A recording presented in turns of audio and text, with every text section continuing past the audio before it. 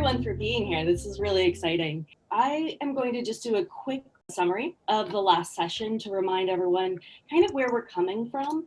And I do hope people will check out the videos because I think that'll be a much more thorough summary than we're going to do right now. But basically that my definition or our working definition of web archiving is it's the collection, management, and stewardship of web resources in a stable form, e.g. a WARC file. And WARC is a standard file format for web archives. And with web archiving, the idea is that it can be accessed over time and independently from the original. So if something's taken offline, you can still see it, you can still browse it, you can still interact with it. By this definition, also screenshots are not web archives because they aren't interactive. You don't have the experience like you would with a live website. Another thing I try to emphasize is that web archiving is a multi-step process. You have collection development and planning, which Kathryn will talk about today, and Lisa. Selection also will be covered.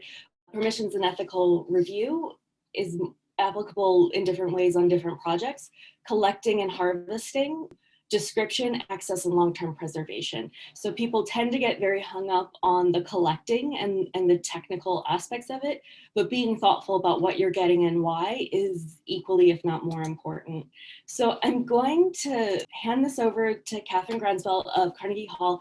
And before she presents, she will be playing a recording of her colleague, Lisa Barrier, presenting on their work together. Lisa and Kathryn are an amazing team, and I have been so thrilled to work with both of them. Hi, and welcome to our presentation on web archiving at Carnegie Hall. I'm Lisa Barrier, the Digital Collections Associate, and I'm presenting today with my colleague, Kathryn Gronsbell, the Digital Collections Manager.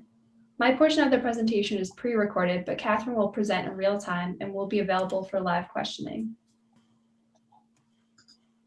So we'll start with a little background on Carnegie Hall. The hall, which is located in New York, opened in 1891. This photo from our digital collection shows the hall in 1899, not too long after it opened. Carnegie Hall aims to bring the transformative power of music to the widest possible audience, to provide visionary education programs, and to foster the future of music through the cultivation of new works, artists, and audiences. So the Carnegie Hall Susan W. Rose Archives, on the other hand, started in 1986. It began with one archivist and is currently made up of 3 full-time staff members. The Rose Archives mission is to acquire, preserve, and make publicly accessible documents and materials related to the origins, history, activities, growth, and development of the hall. This mission is inclusive of new media and experiences like web archiving. This mission also differs from Carnegie's overarching mission, as the Rose Archives prioritizes access, while Carnegie Hall prioritizes general musical outreach. So the Rose Archives offers a few online resources that are publicly available. The Digital Collections is a digital asset management system that houses assets such as photos, concert programs, flyers, video, etc. The Performance History Search is a text-based site that pulls data from our internal performance history database. Data.carnegiehall.org is our linked open data access point where anyone can query and play around with our data. And the Carnegie Hall Data Lab is a GitHub site where we experiment with our data and post our thoughts and findings. So as you can see, our small team has a lot going on, and web archiving is certainly not our day-to-day task. However, we strive to fit a good enough web archiving attempt into our growing operations. So how we got started. In 2018, the Carnegie Hall web team was tasked with transitioning the website off of an old CMS ASAP for an emergency website redesign. So this web team created a wget crawl of the old site to maintain some sort of reference point, and we started playing around with ways to view and capture the old site, such as what was then called Web Recorder. So we recognized that the wget crawl wasn't compatible with the then version of Web Recorder and was hard to view and save. And we started talking about what we needed to keep from the old site and how to do so. So in the summer of 2018, we worked to establish a partnership with what was then Web Recorder. So our initial goals and expected mutual benefits were that Carnegie Hall would be able to build a robust web archive at a scale appropriate for their needs with the support and guidance of web archiving experts. That Web Recorder would be able to learn from Carnegie Hall's experience and make improvements based on feedback and questions, and that both would consider future funding and development opportunities for the web archiving project.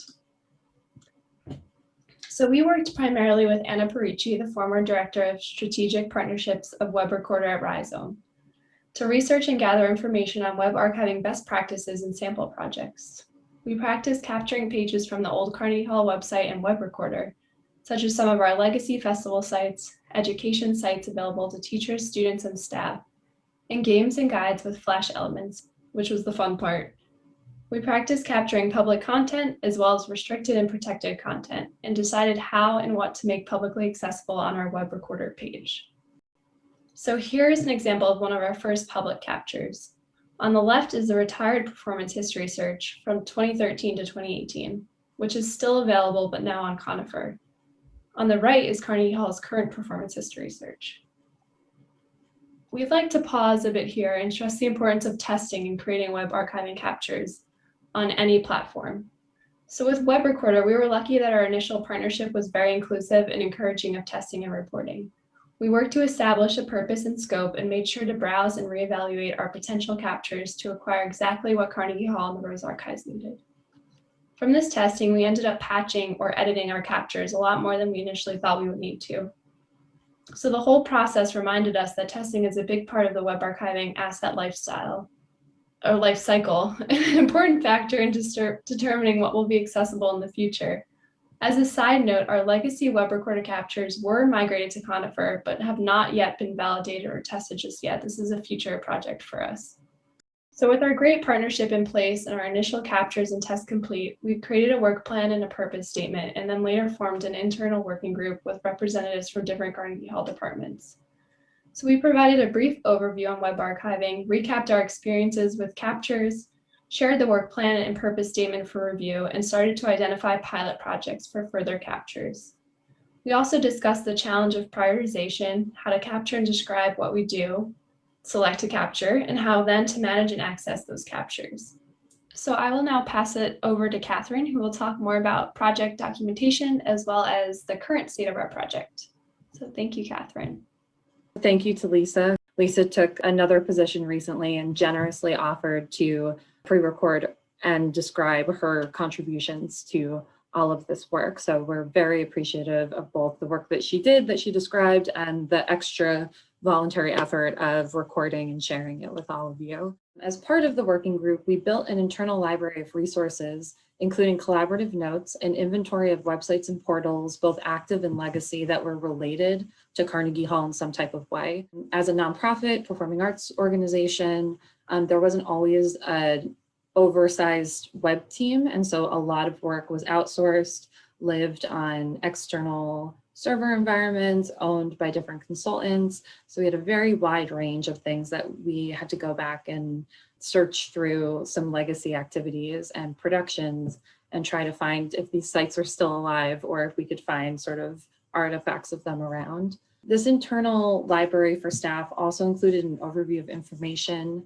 for our working group members if they want to dive deeper into web archiving concepts and definitions. And that may seem like overkill, but we actually had a few very motivated staff members who proactively, Googled web archiving and were very interested in both the concept and the practical application of it. So we were lucky to be able to have an internal library that was actively used. And in addition to the Carnegie Hall staff resources, Lisa and I also created a public repository on GitHub and a GitHub Pages site that included draft language around the initiative, that listed out a work plan and a purpose statement for what we were working on. The project site also lists the very limited number of public captures available through what was then still Web Recorder, now Conifer, including the performance history search example that Lisa showed in her part of the session. After the most active participants, unfortunately, left Carnegie Hall, who were from other departments in the web archiving working group, this area of work was deprioritized in archives. So unfortunately, the sort of gap in activity in this area actually predated the pandemic, although there was an impact from that, which I'll get to in a second. The priority shift in archives also reflected the increase in our work preparing for public access to our first ever digital collection site, which launched in October 2019. Some of web captures were still made using what was then Web Recorder, but on an ad hoc basis and mostly for experimentation and kind of keeping us in the habit of doing it. The web archiving work, as it was scoped during the working group period, essentially stopped. And when COVID forced the building closure of Carnegie Hall in mid-March 2020, this area of work, considered experimental even when there was a dedicated working group, took a backseat to the essential tasks of the archives immediately post-closure. Archives work included a massive increase of internal research and material requests to supplement other departments' content deficits from canceled concerts and events from the remainder of our season and even going into this current season. An increase in external requests also happened as more research, academic and otherwise, increased in digital forms.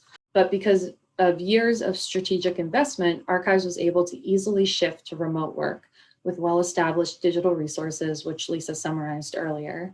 These resources became especially important because some other departments had not yet established public online materials for audience engagement. So our department's existing online access to historic content and data continued to be used during the period that all virtual production began in our digital marketing and artistic programming departments. The Weill Music Institute, Carnegie Hall's education division, had a number of digital resources already available for educators and various other communities, and continued to produce even more and varied ways to serve up their valuable insights and training more broadly online. The unexpected and extremely significant increase in digital production activity at the Hall developed in response to the Hall's closure, meaning that all content producing teams operated as efficiently as they could after being forced into the remote work without robust remote infrastructure, which might be a similar experience to what some of the folks on the call have. And as is the case most of the time in a lot of industries, capture and acquisition of the end products of this type of work was not part of content or production planning. Although Archives was heavily sourced for historic content to produce these virtual experiences and involved throughout the production and approval process, unfortunately, we were not able to incorporate the deposit into the lifecycle management at that point. Any attempts at capturing this new work area for the organization was accomplished by staff in the producing departments using what they knew and what technologies had the lowest barrier of entry at the time. The motivation or purpose of capturing was very narrow and guided by very practical questions like, how can we represent this workshop in a funding report, or how can we represent this Live with Carnegie Hall digital episode in an annual report? Or how will we know what this thing looked like in a couple of years when we have to talk about what we did when the hall was closed? Because of Archives management of the internal digital asset management system, or DAMS, general technology literacy across the Archives team, and earlier work in web archiving and capture, some staff actually proactively reached out to the Archives with simple questions like, what's the best way to take a screenshot? Are there specs for capturing web experiences? And in response, Archives aggregated these individual conversations into a centralized frequently asked questions document that was made available in the same library as training documents for our general asset management system. With the Hall's new focus on virtual activities, the document also prompted content producing or coordinating departments to consider questions like, what should be captured, who should capture it, who meaning which staff members or which teams in the department. How should a virtual event or digital resource be captured and contextualized? And then why capture in the first place? Trying to bring the purpose of acquisition into the planning process. The digital capture recommendation and frequently asked question document that I introduced in the last slide included recommendations on different ways to capture in common tools like Zoom, how to do capture of social media content on Facebook Live or Instagram Live posts, and concepts like when to capture the entire screen experiences versus when to focus on the information or content provided within the tool being used. Archives also translated basic privacy considerations into tasks for our public relations department, who are responsible for capturing images of events that may contain children or teenagers and/or individuals who are associated with or part of the justice system. So we wanted to provide additional guidance on how to lower the risk of accidentally exposing personally identifiable information, or PII, specifically things that are often visible unintentionally on social media through commenting or liking or Zoom names, specifically for members of the Carnegie Hall community that were part of, a shelter system in juvenile or adult detention centers or were under 18. This was a place where archival practices around privacy could provide more real-time protection of individuals represented in our content. And I also wanted to give a little bit of a numbers context. In our digital collections available to staff, we have about 250,000 digital objects. That might be a drop in the bucket to some of the folks on the call today. It might seem like a lot. For us, it is what we have. And there's definitely more to come. And that's inclusive of historic collections that have been digitized or are born digital and newly created content. Between March 2020 and today, over 500 screenshots or other types of representative imagery have been added to the collection, over 20 video recordings and about 150 audio recordings. How this compares to previous, what we're calling digital captures, prior to March 2020, we only had 6, like 1, 2, 3, 4, 5, 6 screenshots in our digital asset management system. So that's an 8,000% increase in 1 year of that specific content type. Again, the numbers and the 8,000% are relative, but I do think it is important to show the massive change in not only the operational side of Carnegie Hall, but the impact that it's having on the way that our digital collections are being developed. I also wanted to point out the exclam at the bottom of this is that obviously, as Anna mentioned, part of the traditional definition of web archiving is inclusive of more than screenshots. You want to have that interactivity, you want to have that dynamic ability. For us, we really want to highlight the opportunity that these types of low barrier captures can open up, especially for staff who are less technology savvy or who just need something that they can pull and share with a journalist or post on social media. So it was really important for us to have something that was not overly complex, especially in early pandemic times where, on top of professional complications, a lot of people obviously are also dealing with personal stressors, and we don't need to add any complexity to anything we were doing. And one other thing I wanted to add that's not really represented in the numbers here, but I think makes an interesting point, is that the numbers on this slide do not include the amount of historic AV material ingested into the digital collections to support the production of new virtual experiences. So we had a few hundred AV files uploaded to support the creation of some of these digital experiences. And then we also got to see how that resulted in the capture of that material being reused in a new way. So it provided a really unique opportunity for us in archives to see how our material was flowing in for staff usage, reimagination, and then how it was being captured all sort of in one cycle, which is a very rare and valuable situation to be in. So Lisa and I found that the old ways of content capture that worked for in-person live performances that Carnegie Hall was very used to was really inadequate for representing the new and more complex virtual content that the Hall produced since last March. We learned that the first step to remediating some of the capture loss over the past year, that was natural, obviously, to a quickly developing digital production schedule, was to begin identifying what we missed, basically, what was captured, and then which things we needed to hunt down some sort of representation of their initial release or their initial interactivity. We also used what happened during the organic content capture of the past year to identify what parts were sustainable options that we wanted to bring forward into more proactive capture planning, and what elements of the captures were a necessity at the time, but would really not serve Carnegie Hall in the long term. So stop, reset, refresh. And what's ahead for archives, thankfully, is a much more comprehensive plan and initiative to move web archiving as a practice under the umbrella of digital capture across the Hall. This will include collaborating with representatives from different departments and cooperatively developing a digital deposit procedure and schedule so that captures can be acquired for the archive's digital collections and then accessed by staff as historic objects, also for reuse.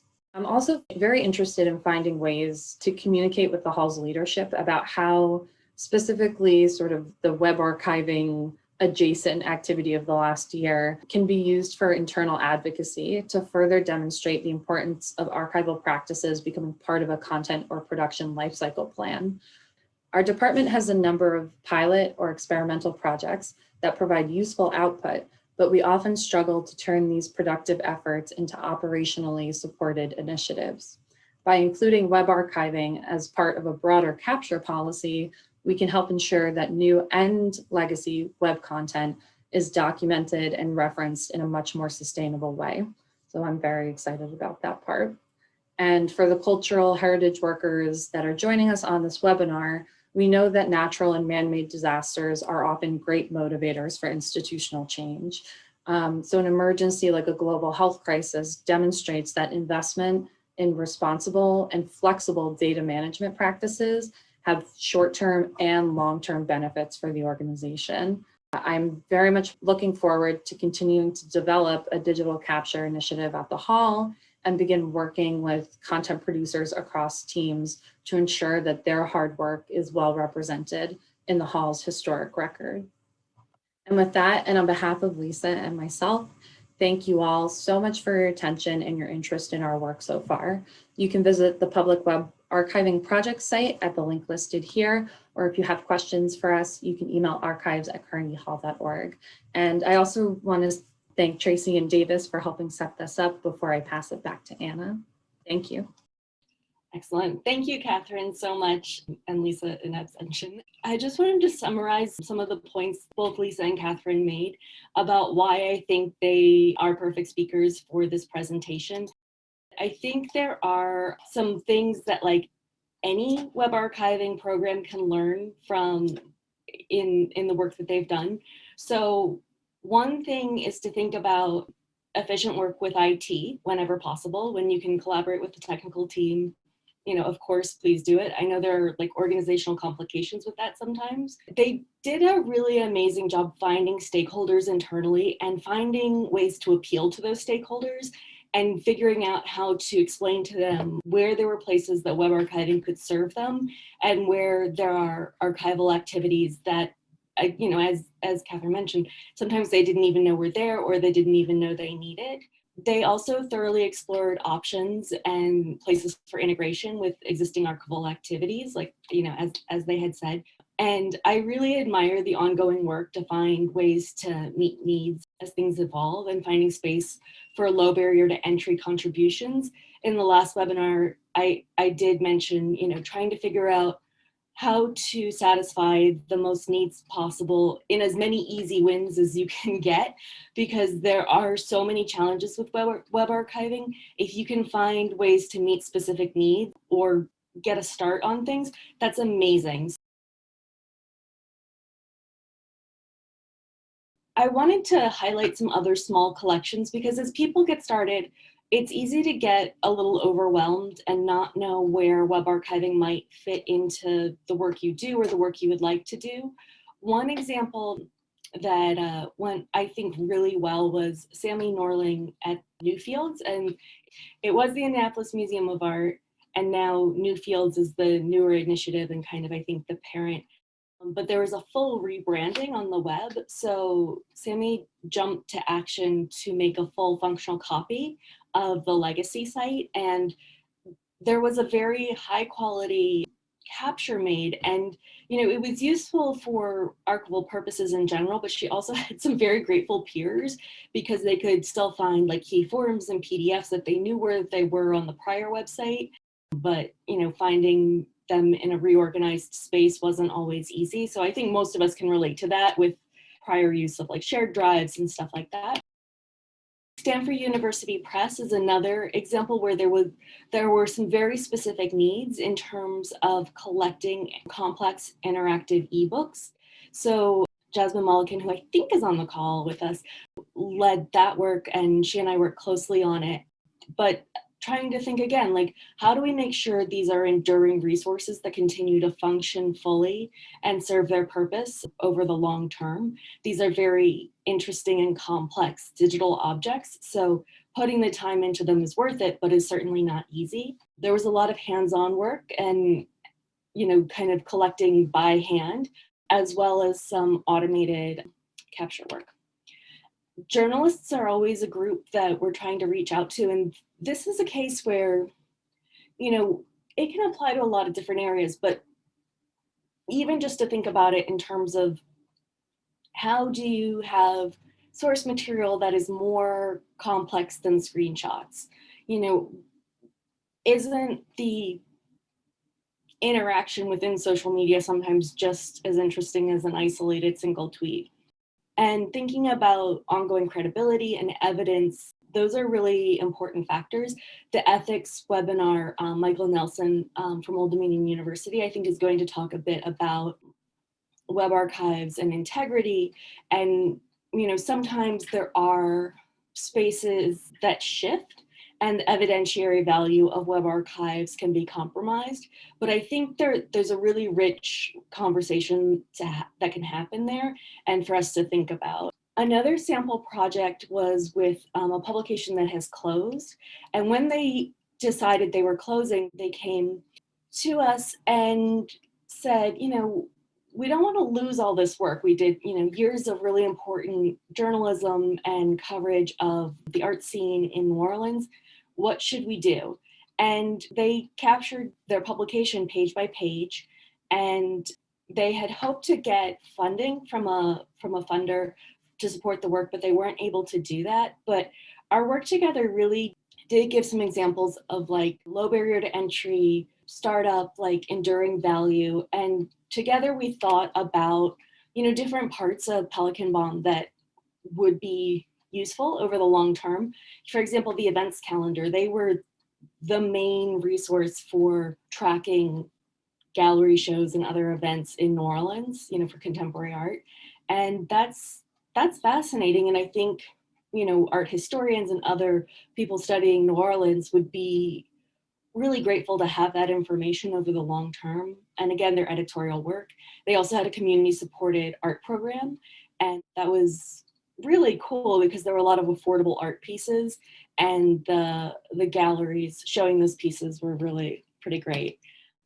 Also at the National Library of Columbia, we had stakeholders there, and the lead on that project did such an amazing job, and she really leveraged the talent of students and interns and just did some incredible work. She presented at iPres in, I think, 2018. So I would really recommend checking out her representation of that work. It was really fantastic.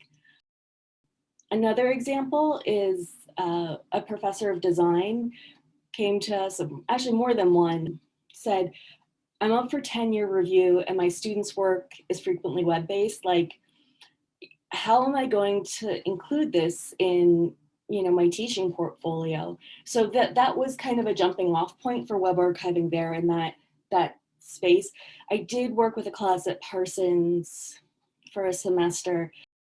It was a pretty small involvement, but basically like the idea in that curriculum was to have students creating a portfolio both of their own work and of reference materials and research materials. If we go back a little bit, and by a little bit, I mean like 10 years, web archiving has been around for quite a while in different forms. I worked with the Occupy Wall Street Archives Working Group like 2011, 2012. I think I finally completely disconnected in 2013. But we were in no way equipped to do web archiving. So, we partnered with the Internet Archive and just sent them a whole bunch of links. And that became a collection. And sometimes that collaborative nomination process is a completely valid way to form a collection or contribute to a collection. I'll circle back in a couple minutes to like different models for collecting, like on a more macro scale. But I think also like in terms of like activist collecting and community collecting, documenting the now is doing that very well right now. Benefits of partnership to a project. This is really important in terms of like, where do relationships build your potential for growth of the program and also like value for use longer term. So that really can make a huge difference.